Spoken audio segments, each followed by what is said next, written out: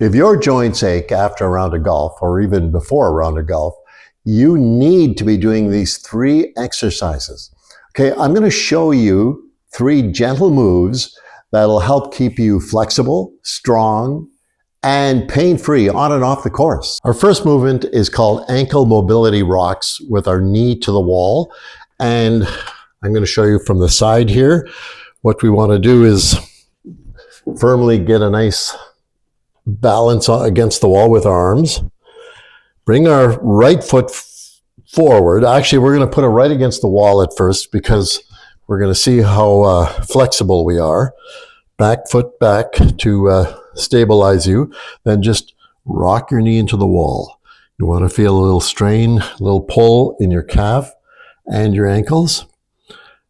And you don't want your heel coming up. So I'm actually not getting much of a stretch there, so I'm going to move it back.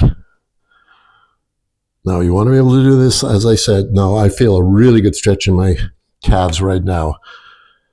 So it's a part of our body we overlook many times, but having strong, flexible calves and ankles helps increase your mobility, helps your balance. Let's do this about 10 times on either side. Now I can move it back just slightly more. A little deeper stretch here. You don't want your heel coming up. Move it back. I'm about 8 inches from the wall. Eventually you'll be able to move farther and farther back. This is a really good stretch, really deep into your calves, and because you're anchored against the wall, there's no problem. We're going to switch sides. So now I kind of have an idea how far away I can be. Bring your knee into the wall. A couple of times. I'm going to move it back just a bit. You'll always find that one side is easier than the other. See, that's a little bit too far. My heel is coming up. This is a fantastic stretch. These little movements have a huge effect on your body. And sometimes there are parts of the body that we neglect, like ankles and calves. You really push off with your ankles and your calves, whether you're walking or playing a round of golf. Breathe into it. Just slow movements, no jerking. See, I can feel my heel lifting just a little bit. So I'm going to force my heel on the ground. One more time.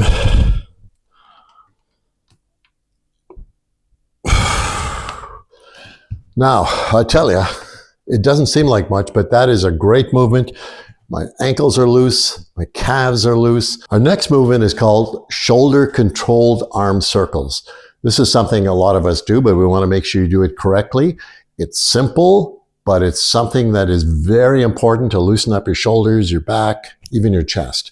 So we're going to start in a T with our arms straight out, and then we're going to go in one direction. We're going to go forward, just make little circles.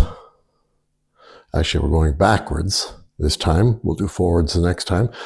Gradually make these circles bigger. Make sure your chest is pointing forward. You're not rocking back and forth. You just want your shoulders to be moving. Back, make bigger and bigger circles.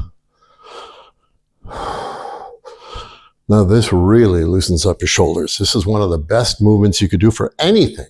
You know, whether you're going to work out or play a round of golf or any sport that you're about to take. This really loosens and increases the mobility of your shoulders. And it's a lot harder than it looks. Okay, so we've done the forward part or the backward part. Now we'll start this again. This is always a little tougher when you go the other direction. So arms on a T again. This time we are going forward. Gradually increase the size of the circles. You know, this probably builds muscle too because it's really burning in my shoulders.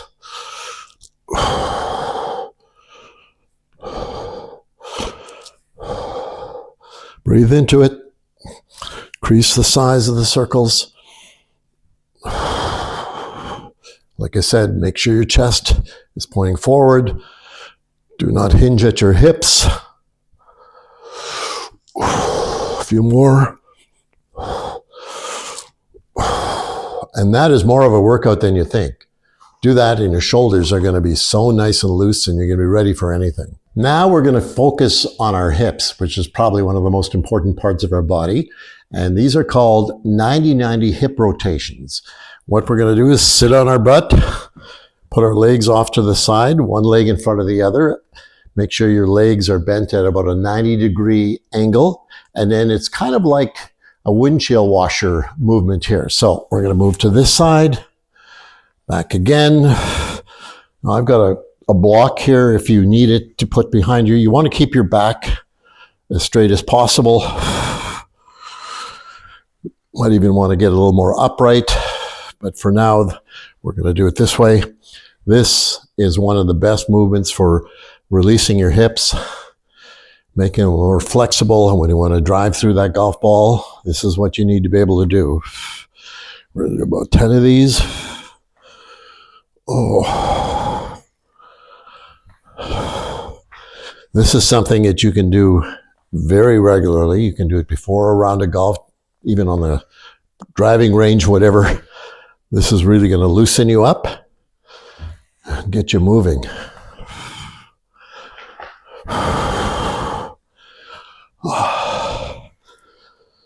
You can make a very deliberate move. You'll find, as usual, one side is a little bit easier to come down than the other, but having flexible hips is probably one of the most important parts of your body to have mobile and strong. There you go. That was a workout.